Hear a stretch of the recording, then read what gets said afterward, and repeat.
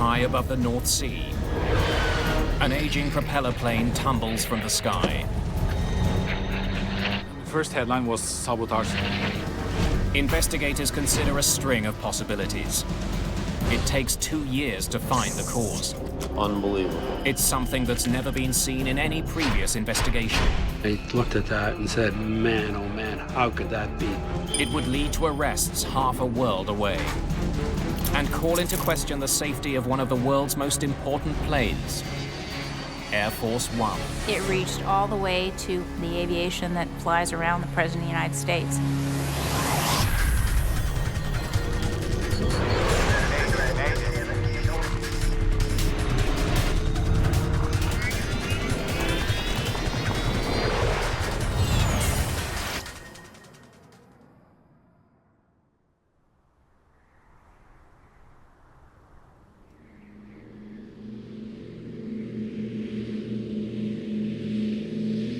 .30 p.m., September the 8th, 1989.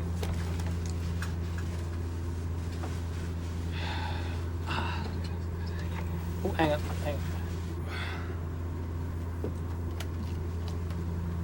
Knut Tvetum and Finn Petter Berg are flying a charter flight from Oslo, Norway, to the German city of Hamburg.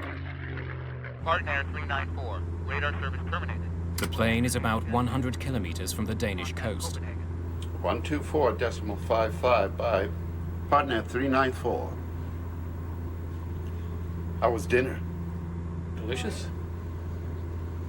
A little pricey, but delicious.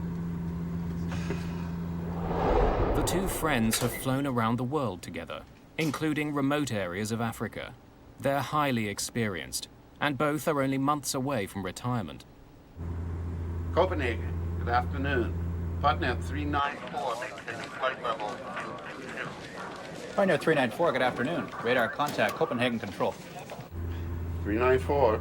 The plane is flying 22,000 feet above the North Sea. The aircraft they're flying is a twin-prop Convair 340-580. It's a popular plane for short routes like this one. The plane has been chartered by the Norwegian shipping company Wilhelmsen. All 50 passengers are winners of a company lottery, sending them on a free trip to Hamburg to name a new ship. Some had maybe been to naming ceremonies before, but the naming ceremonies are quite exciting. And the atmosphere was very, very, very good at the time of leaving. One of the company's best employees is chosen to give a speech at the christening of the ship in Hamburg.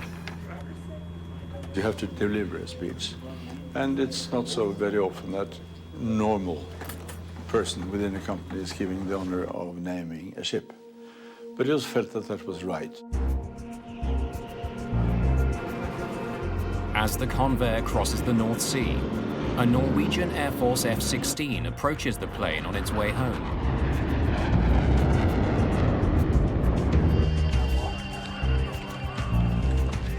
Whoa, look at that, 11 o'clock. F-16.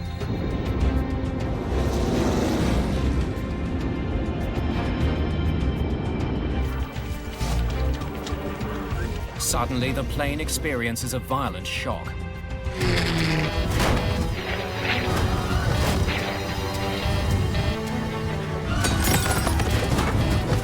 The crew is caught by surprise.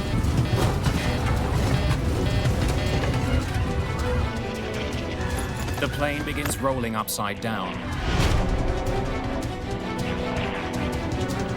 Air traffic control notices that Partnair 394 is off course and falling from the sky.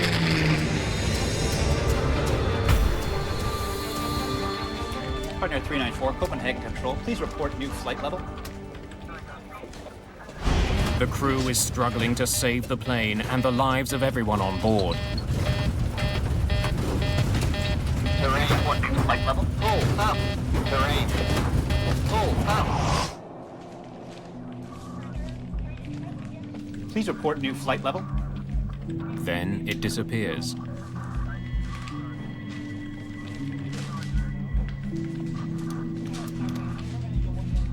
It seems as though the charter flight has crashed into the sea.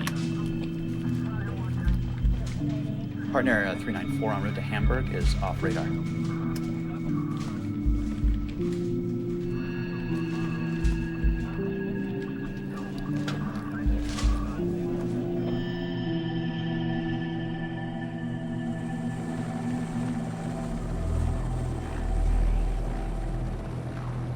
Rescue teams race to the crash site, nearly 20 kilometers north of the Danish coast.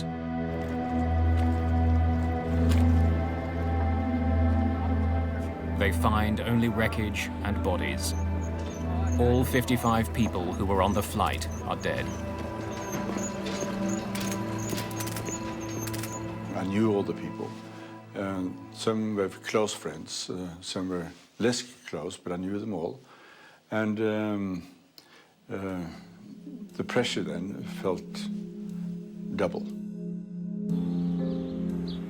The shipping company is devastated by the news. Half the staff from its head office has been killed.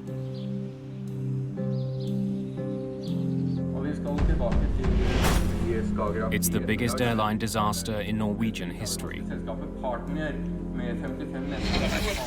The nation is in shock. Jan Ovind is a young reporter for Norway's largest newspaper. He's assigned to cover this story. One of the inspectors in the Norwegian FAA jumped to the conclusion that it had to be sabotage. And it was also stated by one of the Danish rescue team leaders, who said that they had no distress call. It just fell out of the sky, which meant it had to be a bomb or something. And somebody drew links to Lockerbie the year before. In December 1988, Pan Am Flight 103 exploded over Lockerbie, Scotland. The evidence in that case is pointing conclusively to a bomb. Norwegian journalists uncover an intriguing fact about the Partnair plane. Our Prime Minister at the time, Gro Harlem Brundtland, she used the plane on her campaign trip to the north of Norway, and I guess she used it for 2 or 3 days. And that was just 2 or 3 days before it crashed. The nation wonders, could the tragedy have been a botched assassination attempt? The first headline was sabotage then on the whole front page. A bomb would explain the plane's sudden plunge from the sky. Had the 55 people on board been the innocent victims of a murderer? Investigators looking into the mysterious downing of a passenger jet over the North Sea are facing a stunning possibility: that the plane was deliberately sabotaged. The Norwegian Accident Investigation Board recruits an Air Force investigator, Finn Heimdall, to join the team. It will be a severe test of his investigative skills. It's good to be here. I started many years ago with the Air Force, and of course I saw some investigations mishandled terribly, and I thought it can be done better than that. Investigators hear from several witnesses who lend support to the idea that the plane was sabotaged.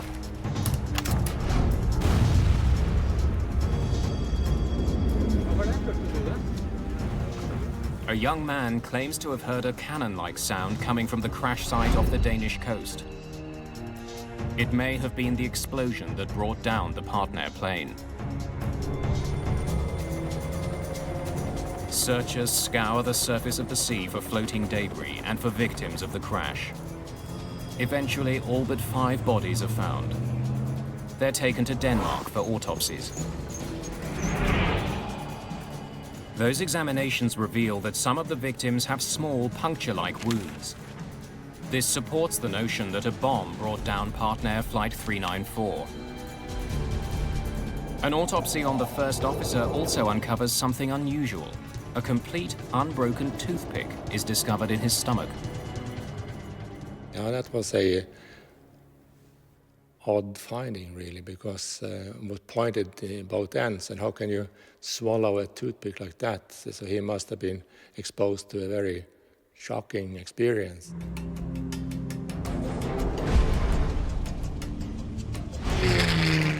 Please report new flight level.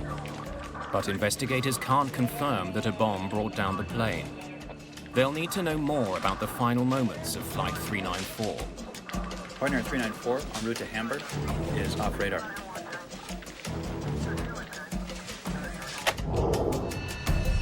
Nine separate radar stations tracked its final seconds.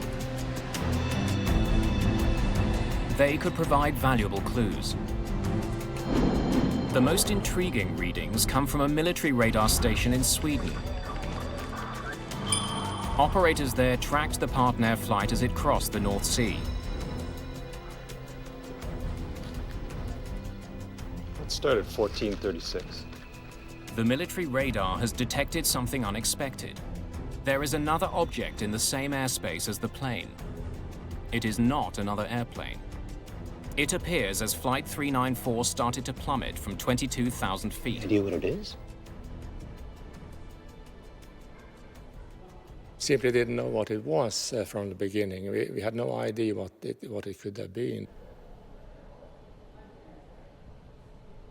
It took more than half an hour, something like 38 minutes, and the question was, what is light enough to fall that slowly and solid enough to give radar returns like that? Whatever the mysterious object was, it now lies at the bottom of the sea. A month after the crash, investigators are busy recovering sunken wreckage. They've plotted the position of the wreckage on the ocean floor using side-scan sonar. It sends out sound waves that are reflected back when they encounter objects. The sonar equipment has painted a remarkably accurate picture of the underwater wreckage. It helps investigators see that the plane parts have settled over a 2-kilometre wide area. It's an important piece of evidence. It was evident that the aircraft had come apart in the air. It hadn't hit the sea in one piece, that was for sure. The mid-air breakup suggests a bomb brought down the plane. But it will take weeks to prove this. In the meantime, investigators hope the plane's black boxes will provide more immediate insight into the crash. The plane's voice recorder and eventually its data recorder are recovered from the seabed and sent to labs for analysis. Both boxes were damaged in the crash. Investigators hope the damage to the boxes didn't affect the data. Well, let's see what we got. The voice recorder may have picked up a conversation between the pilots that can explain what happened on board. Avionics, CVR. On? That's required. Auto feather system. Armed to 2 green. The device usually records the final minutes of a flight, but this CVR has done the opposite. Beta lights off. Power. It recorded the start of the flight, but then mysteriously stopped recording just before the plane took off. Well, it had recorded the conversation on the ground, but as soon as the engines were upshifted to normal RPM for takeoff, it ceased operations. So that was a disappointment to us. But the malfunctioning CVR did pick up an intriguing exchange between the two pilots. How's the weather in Hamburg? Oh, it's clear skies, good visibility. Hope it stays that way. The CVR does tell investigators that Flight 394 began with an unusual problem. Partner was in financial dire straits, and we found out that just a few hours before the plane took off, the Norwegian aviation authorities sent out a telex to tell all the airports in Norway to don't let a partner plane take off because they owe a lot of money in non-paid charges and fees. They won't release us for takeoff until we pay the catering bill. How much you got on ya? Seriously? Huh?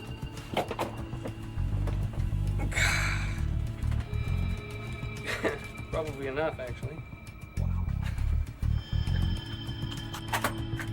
I'll take care of it then. The first officer was forced to leave the cockpit to pay the caterers for onboard meals. Investigators check maintenance records to find out why the CVR only recorded the crew's conversation while they were on the ground. They discover that the plane's cockpit voice recorder had been modified more than 10 years earlier. Modified to switch to primary AC.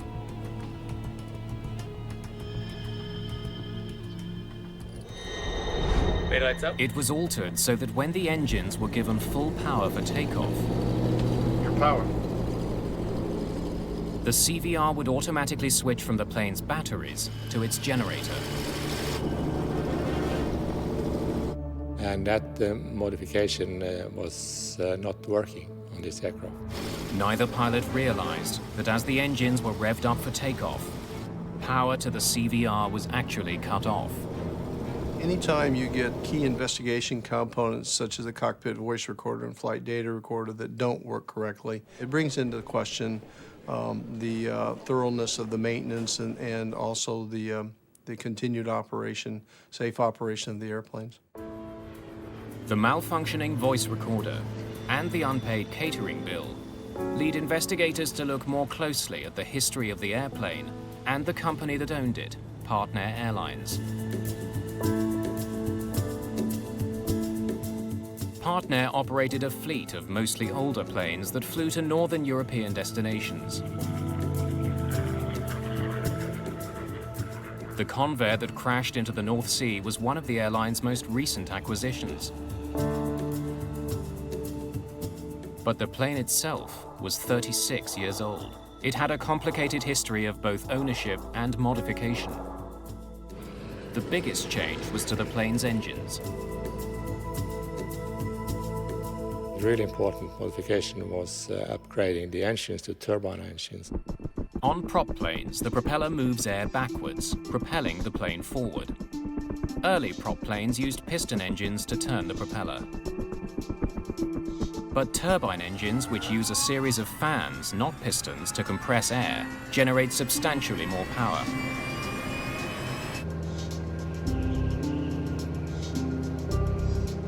Heimdall learns that in 1960, the plane's original piston engines were removed and powerful new turboprops were bolted to the wings.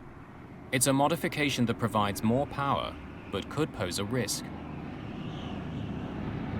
When there was a tremendous increase of horsepower installing the turbine engines, I was wondering what that was doing to the structure of the aircraft. Heimdall has been placed in charge of analyzing the plane's engines. He wants to know if the turbine engines could have torn the aging plane apart. I started asking the question, how can an aircraft fly itself to pieces in midair? The plane's flight data recorder should tell investigators about the operation of the engines in the moment before the crash. The recorder from this flight is a primitive analog model. Used a metal foil strip that rotated, and some marking pins actually scratched on the metal surface, on the piece of metal. The antiquated data recorder proves to be another frustration for investigators. It didn't record many of the parameters it was supposed to. But more mysteriously, the needle seems to have recorded certain signals twice. The double line confounds experts who analyze the device. We had no experience with anything like that. We contacted several experts, but none had experience with this before. Yeah, I've never seen that before. The flight data doesn't offer investigators any immediate revelations about the crash. Heimdall now wonders if the very fact that the recorder was malfunctioning could be a clue in itself.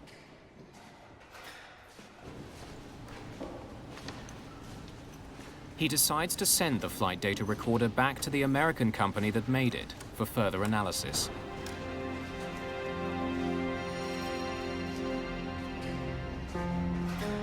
Investigators painstakingly reconstruct the Partnair plane. The Norwegian team recovered the airplane with assistance from the local authorities, the Danish authorities, I believe, and decided to reconstruct the airplane. A reconstruction is like putting together a puzzle that helps investigators focus the investigation on areas that need to be looked at and helps prioritize the investigation. As the fuselage takes shape, the reconstructed plane provides investigators with some stunning evidence. The only thing that would destroy the aircraft at cruising level would be an explosion.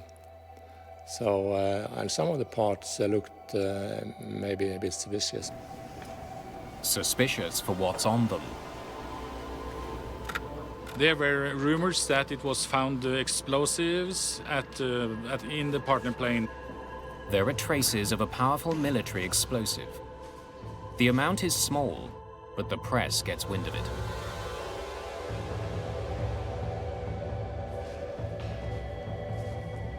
The explosive residue could be from a bomb on board the plane, or from another source. A NATO war exercise called Operation Sharp Spear was taking place that same day near the flight path of Flight 394.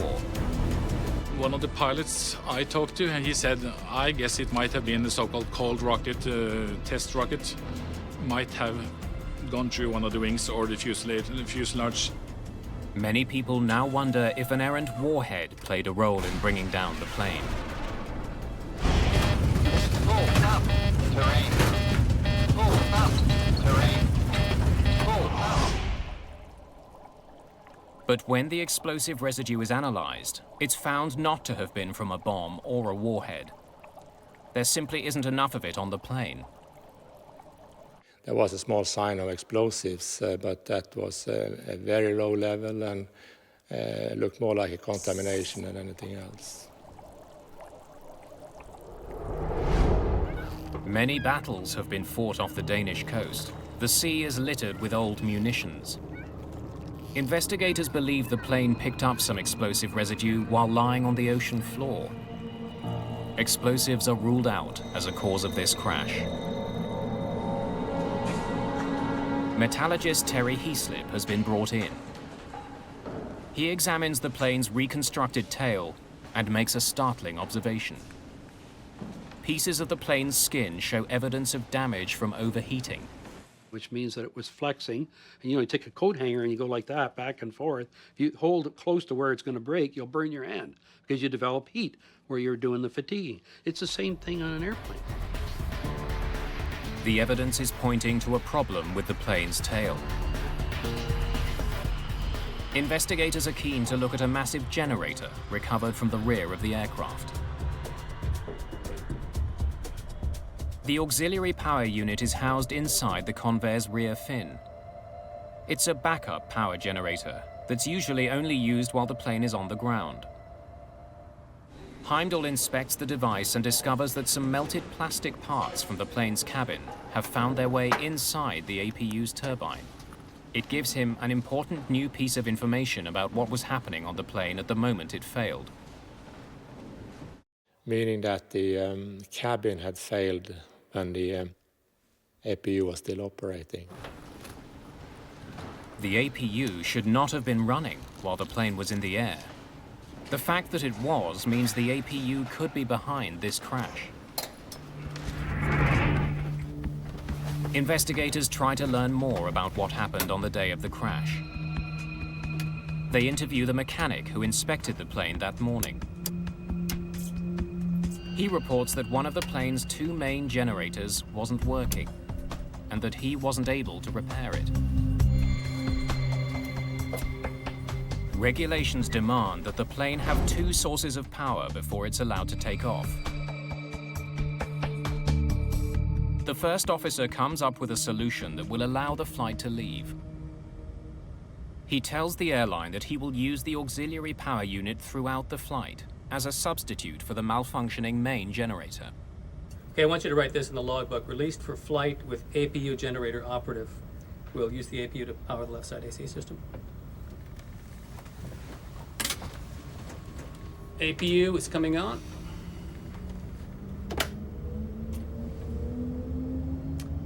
Beta lights off.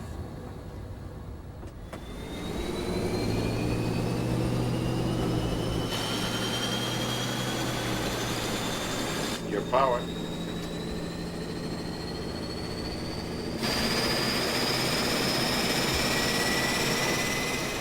During his inspection of the APU, Heimdall makes an important discovery.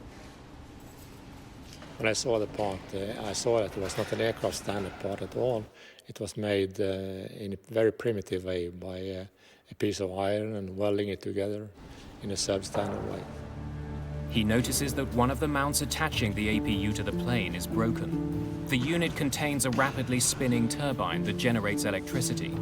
If it wasn't properly held in place, it could have caused this crash.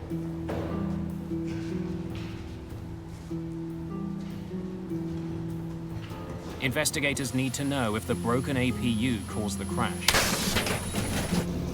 They'll soon discover that it's just a piece of a much more troubling puzzle. Investigators have discovered that Partnair Flight 394 was flying with a broken APU mount.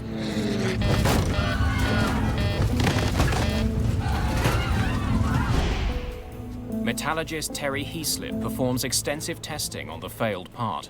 My initial reaction was that the welding was bad, was probably inappropriate. Heaslip wants to know when the strut broke. If it happened during the plane's last flight, it could explain the accident. I could see the impact markings and the progression markings on it that showed that it did not fail in a single overload during this last accident flight. The way the broken mount is worn down also tells Heaslip that the mount holding the APU in place didn't break on the day of the accident. It was broken long before Flight 394 took off. Investigators now need to know what effect the broken mount had on the flight. 40,000 RPMs. Did a lot of damage. The APU is a large gyroscope having a tremendous amount of energy in it when it's rotating. And if that energy is transmitted to the surroundings, the fuselage, the structure, it could impact the whole vibration pattern in the tail. Investigators want to know if anyone had felt vibrations on this particular plane. Interviews with people who flew on it provide some answers. Listen, we appreciate your coming in. Thanks a lot.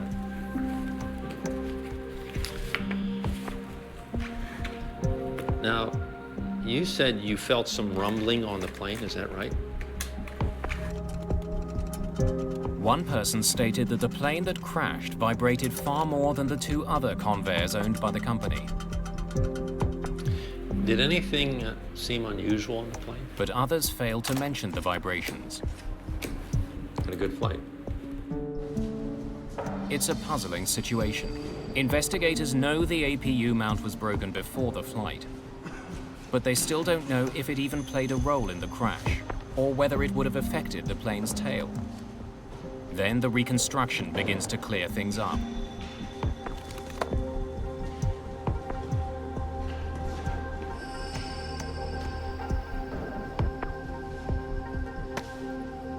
Heimdall discovers that two doors from the plane's tail have not been found.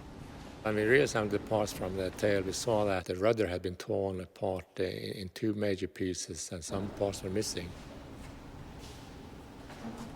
In particular, the doors between the fin and the rudder were missing. The shroud doors are two small doors located on the vertical fin of the plane. They provide mechanics with access to weights inside the fin that control the rudder's movement. Heimdall makes a dramatic find about the doors themselves. They were constructed with an aluminium honeycomb liner. From his days in the Air Force, Heimdall knows they have a unique property.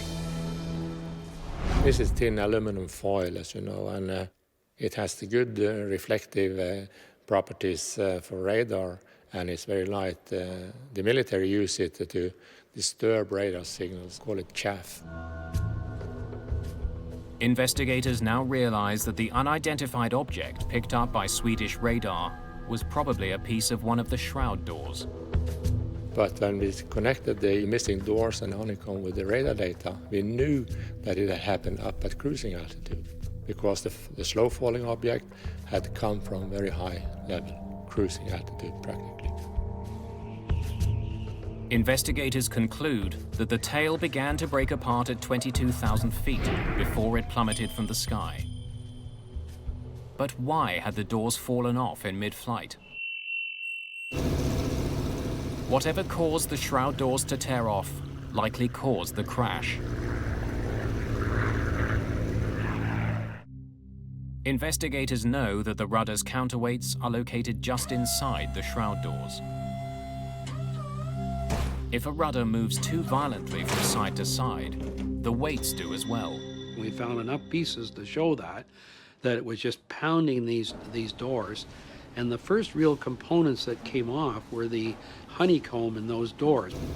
Investigators conclude that around the time of the accident, something caused the rudder to swing violently back and forth, but they still don't know what. The APU with the broken front shock mount on its own, running in flight, would not cause the aircraft to come apart and the tail to come apart. There had to be extra factors there for that to occur. Investigators continue searching for those extra factors. Then Partnair Airlines proposes one. They point to the F-16 that passed over the plane just minutes before the plane veered off course. Whoa, look at that, 11 o'clock. F-16. Partnair claims the military jet was flying faster than it should have been.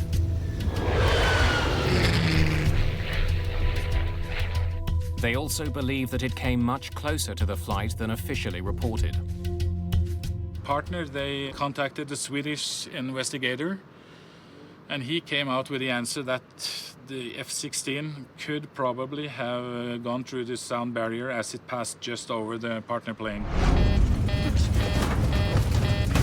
When a fighter jet or any other plane breaks the sound barrier, you have this pressure wave, and their theory was that this pressure wave just got the plane to disintegrate in the air. But the Norwegian F-16 pilot testifies that he was more than 1,000 feet above the Convair when he passed it. Investigators calculate just how close the F-16 would have had to be in order to seriously disturb Flight 394. They determined that for the F-16's pressure wave to have affected the Convair, it would have had to fly within a few meters of the plane. There's no evidence the two planes were ever that close. Okay, good work. 90% of the plane's wreckage has been recovered from the sea. But investigators still don't know what caused the Convair's tail to come off in mid-air.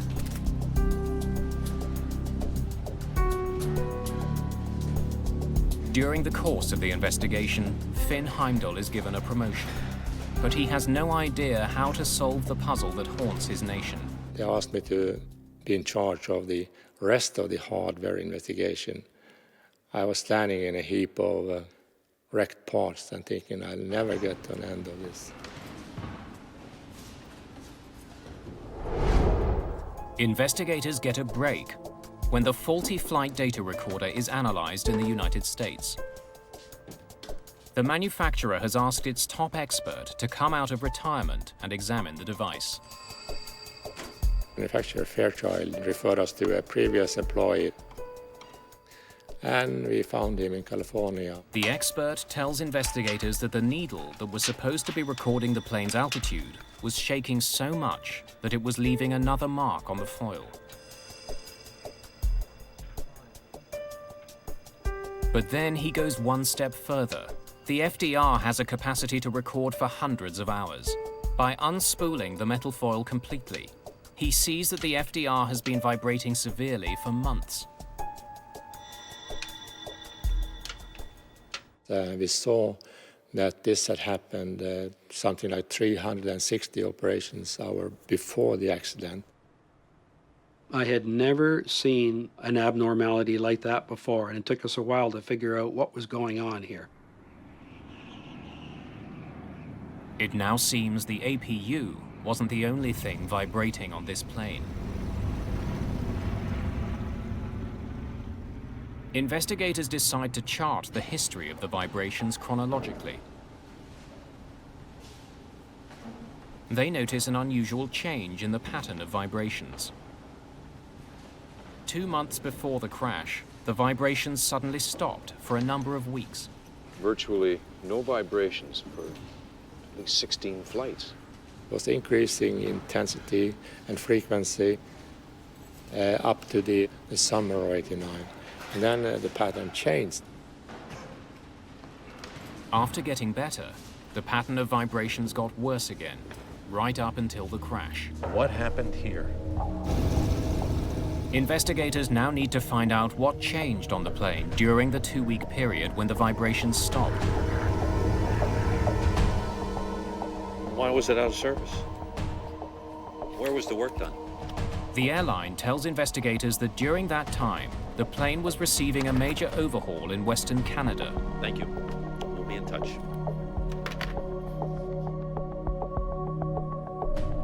The work was done by the plane's previous owner, a Canadian company that specializes in servicing Convaires. During the various test flights there, the FDR recorded almost no excessive vibrations. This healthy pattern continued on several passenger flights once the overhaul was done and the plane returned to Norway. Investigators review the maintenance records. Heimdall finds that during the overhaul, mechanics found signs of wear on one of the 4 bolts that connect the vertical fin to the plane's tail. These 4 bolts are the only things holding the tail to the fuselage.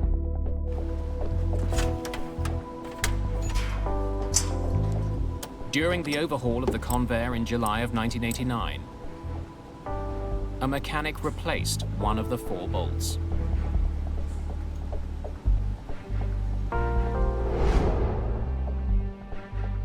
The information from the flight data recorder reveals that the vibrations in the tail stopped right after that 1 bolt was replaced. You see that? And as they go across. Incredibly, investigators are able to recover all 4 of the bolts which were holding the tail in place.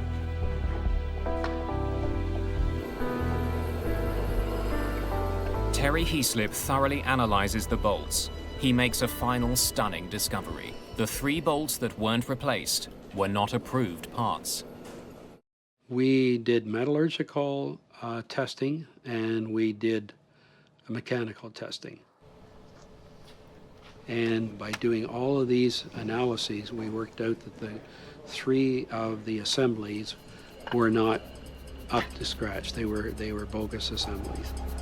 His analysis shows that the faulty bolts were incorrectly heat-treated when they were made. As a result, they are only 60% as strong as they should have been. Investigators finally know why the tail was vibrating for months. Got something for me?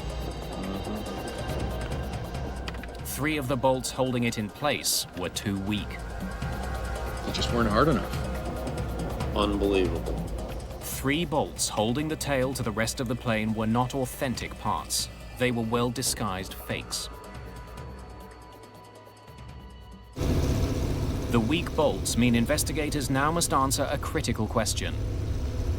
Why didn't the tail come off in the previous 16 flights where it vibrated excessively? Why this last flight? Investigators already know that on the day of the accident flight, a power generator wasn't working, and that the pilots improvised a solution. Okay, I want you to write this in the logbook. Released for flight with APU generator operative. We'll use the APU to power the left side AC system. APU is coming on. The pilots didn't realize that the APU mount was broken and the motor was vibrating considerably. Their decision to run it throughout the flight made a bad situation worse. The reason why things got bad on this particular flight is that the APU was literally floating on 2 mounts instead of 3. This, along with the faulty bolts, created even more vibrations in the tail of the plane. And when you get the two of them shaking, if they ever get into sync, what we call resonance with each other, disaster.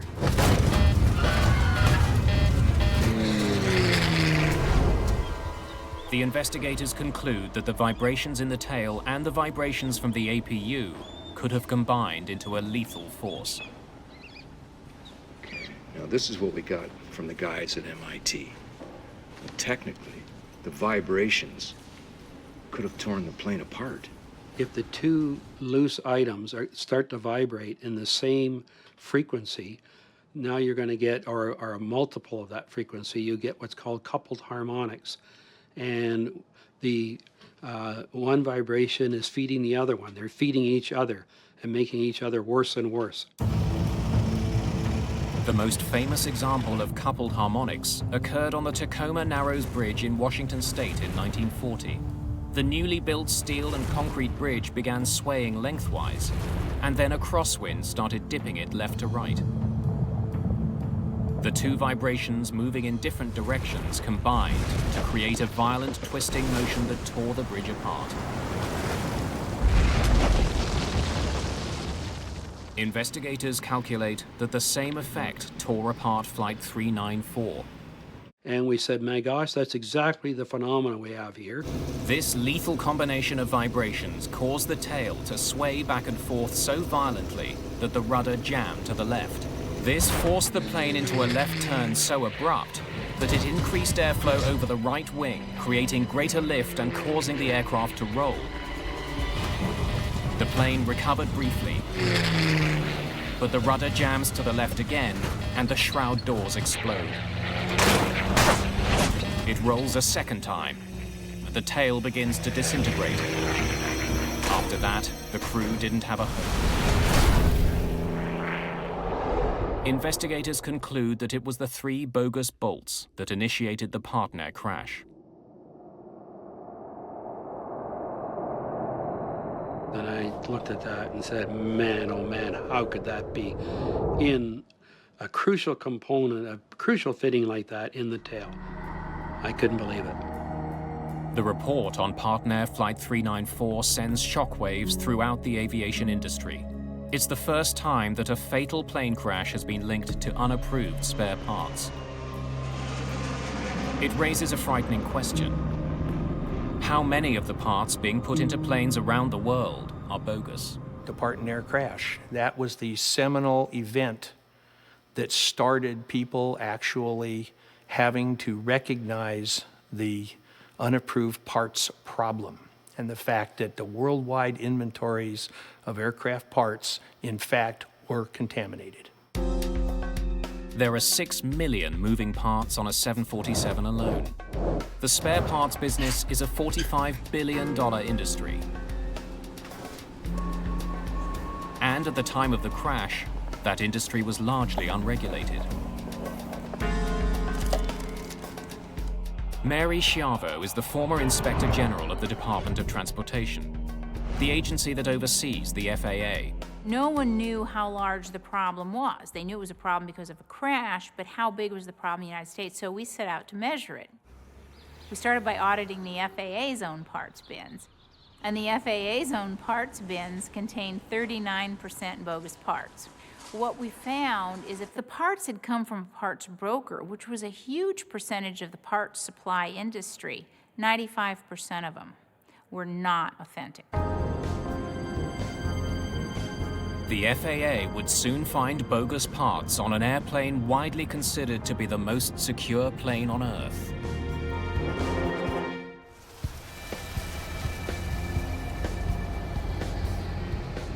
There are 5,000 parts brokers in the United States, many of them in the Miami area. Parts brokers had no regulation whatsoever. You had a telephone and a fax. You were a parts broker. Overnight, you could be in the parts brokerage business, and you could get them anywhere you chose. You could get them from junkyards, you could get them from scrap facilities, you could get them from old planes, you could get them from crashes, you could get them from people who are willing to manufacture and don't care about the law. Spare parts for airplanes are expensive, A single bolt, like the one holding on the Partnair Flight's vertical fin, can cost up to $250. A bogus one can cost as little as $30. Which makes it a bargain. And when you have situations like you have today, and airlines are bottom line driven, and you've got 8 or 10 major airlines in the United States, for example, that are on the verge of bankruptcy, they're looking to cut costs. The FAA launches a major investigation into illegal parts and uses sting operations to uncover unscrupulous dealers.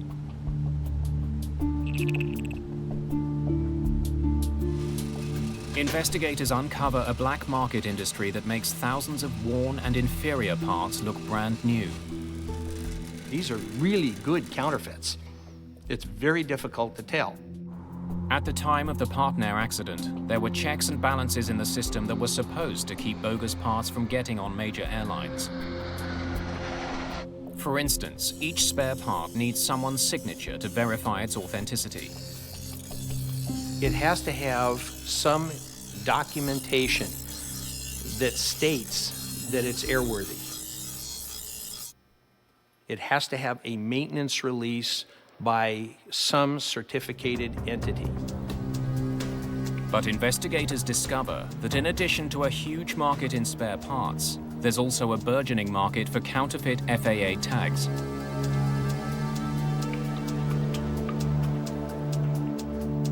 We'd execute search warrants and find that people had printed stacks of fake yellow tags, and in many cases they'd sign with the name of an actual inspector, but they just forged the signature. The tag in this business is worth more than the part. At first, investigators believe the problem is mostly with smaller airlines. Smaller operators and repair stations are usually the people who are most vulnerable to this aftermarket broker parts problem. They're shocked when they discover that bogus parts have been found on what is supposed to be the most tightly controlled plane in the world, Air Force One. It reached all the way to what many people consider literally the highest levels of aviation, the aviation that flies around the President of the United States. Supposedly in an airtight supply chain, we had bogus parts cases that touched those aircraft.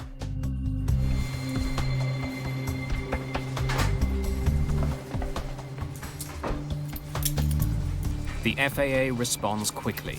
More than 100 dealers are arrested. With every conviction, we were able to raise the level of awareness, not only of the problem, but of the severe consequences if you want to risk somebody's life. And I actually think that the most important thing that we did was get criminal convictions. As a result of their investigation, the FAA institutes a much more rigorous system for documenting airplane parts. They threaten airlines with criminal charges if they knowingly accept bogus parts.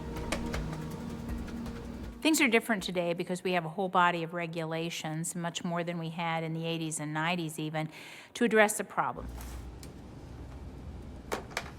You have to get the mechanic who's actually got the wrench in his hand to a point of sophistication where he's knowledgeable enough to smell a bad part, to smell a bad piece of paper. And it is possible to do. The new regulations achieved their goal. In the 2 decades following the crash of Partnair 394, there wasn't a single fatal accident attributed to bogus parts.